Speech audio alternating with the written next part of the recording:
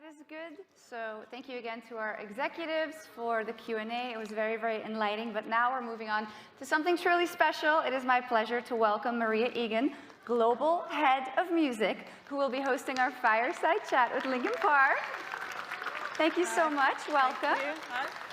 And please join me in welcoming with a great applause, if you have it in you, co-lead vocalist and producer Mike Shinoa, DJ video director Johan, bass guitarist Dave Farrell, co-lead vocalist Emily Armstrong, and drummer co-producer Colin Britton.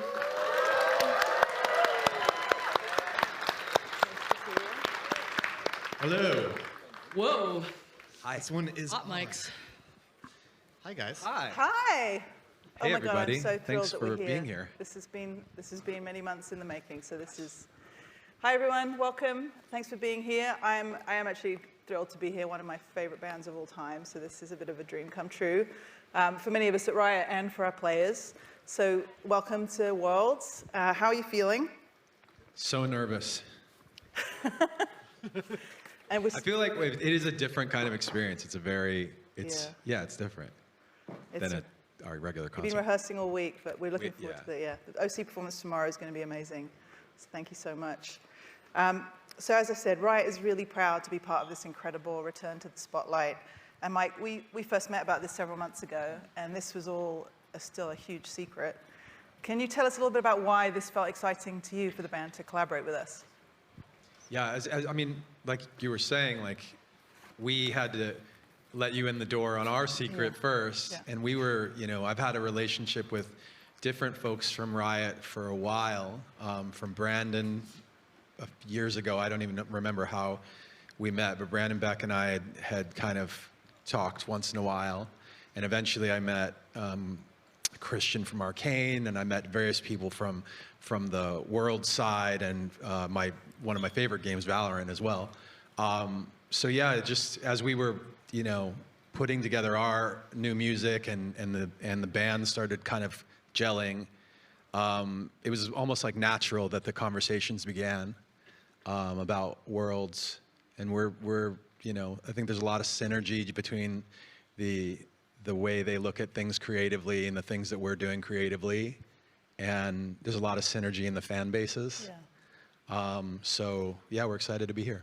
Awesome, thank you. And so, we said there's two versions actually of Heavy's the Crown. So there's this, obviously the anthem version that we all know, and there's another one coming in Arcane. So maybe you and Emily worked on that together. So maybe you can talk a little bit about how those two versions came together.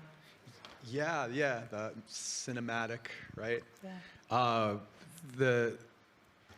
We love the show, first of all, and the opportunity came up to kind of, they were writing things for it, and I got in the room with some of the music team on that and wrote a lyric, like wrote a part, and the part, the words of it became, it was like that kind of like turned into or had a connection with our song Heavy is the Crown. Like the two things kind of evolved together, and Emily sang it both ways. Yeah, it was actually harder to sing it the quiet way, believe it or not. Yeah. It was really challenging. Really, really quiet. Yeah, it's coming soon. They're going to see it soon, so we can't wait for everyone to hear that. Yeah. Awesome, thank you. So, fun fact, Heavy's the Crown is now actually the biggest anthem in World's history. So we had... That's what? Crazy. So crazy. Yeah, massive. Yeah. Wow. So we had almost 10 million views on the video in the first 24 hours. The song now is over 360 million streams and one of the band's top songs as well. So I'm going to ask Joe, actually, did you expect this kind of resonance between the Phantoms? Did you anticipate this? Yeah, I expected to go even further. I think for us it's just a matter of what feels right, the DNA of Riot, League of Legends, the Worlds event fits in really well with what the band's been about historically. Our audience, we all grew up playing Nintendo to different consoles, PC games, and now, games like League of Legends is just on super steroids, and to see the competitive atmosphere and the passion and the love for gaming in general. It just, we love that the fans are doing that for the game. So we love it when our fans are that enthusiastic with what we're doing, and to have it all combined, you know, the passion, the storytelling, the visuals, and everything about it, and all the conversations we had with Riot made so much sense. Great.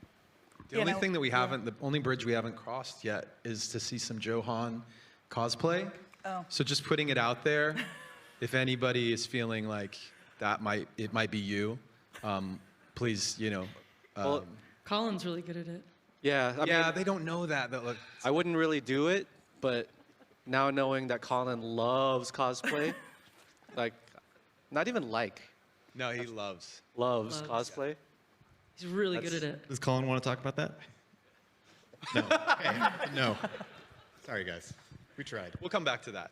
It could happen. I mean, one of the things that was amazing, we knew, I think, we talked about there being an overlap in the fandoms, but we saw when the video came out, the YouTube comments were like, my favorite game, my favorite band, and it was so thrilling for us, I'm sure for you too, when you have a guess that something's going to work and the people react exactly as you hoped. It was awesome. So there actually may be cosplayers out there. I would do not be surprised. We definitely hope so. Yeah. Yes. And Clive, I have a question for you. So you talked about what's next for the song. And so what's next for the band? What's next for the song after the performance tomorrow? Well, we have an album coming out November 15th, Great. which we worked really hard on and are really excited about. So that's probably the thing I'm looking forward to the most. But also, like, we've got a bunch of shows coming up, too. Yeah. So we're playing Paris this weekend, going back to Dallas. We're going to see our fans in Bogota and Brazil, which I'm really excited about. I know that's something we've been looking forward to for a long time. Yeah, I saw the LA show. It was, I mean, unbelievable. And you asked at some point, is this, for a lot of people, it was their first Linkin Park show. yeah, that's right. It was amazing.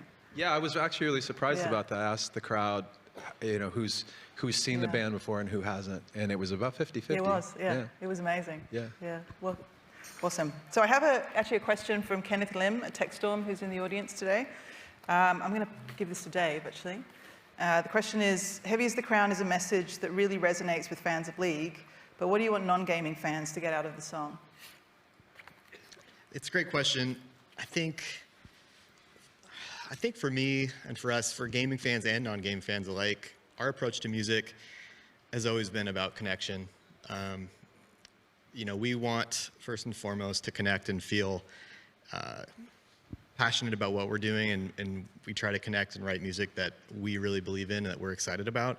And then when you hand that over and share it with the world, like, you hope that that gets kind of returned back to you with the same feeling and sentiment. So with this album in general, and Heavy as the Crown in particular, I think it's already working. You know, people can connect with it. They can know that they're not alone. I think one of the best parts about music in general, at least in my life, is it gave me a connection to be able to emotionally connect with the world around me in like a safe and exciting and fun way, to feel community and to feel a part of something that was bigger than myself. So that's kind of like all we've ever wanted to do with music, and with that song in particular, I think people are connecting with it in that way, and hopefully that continues.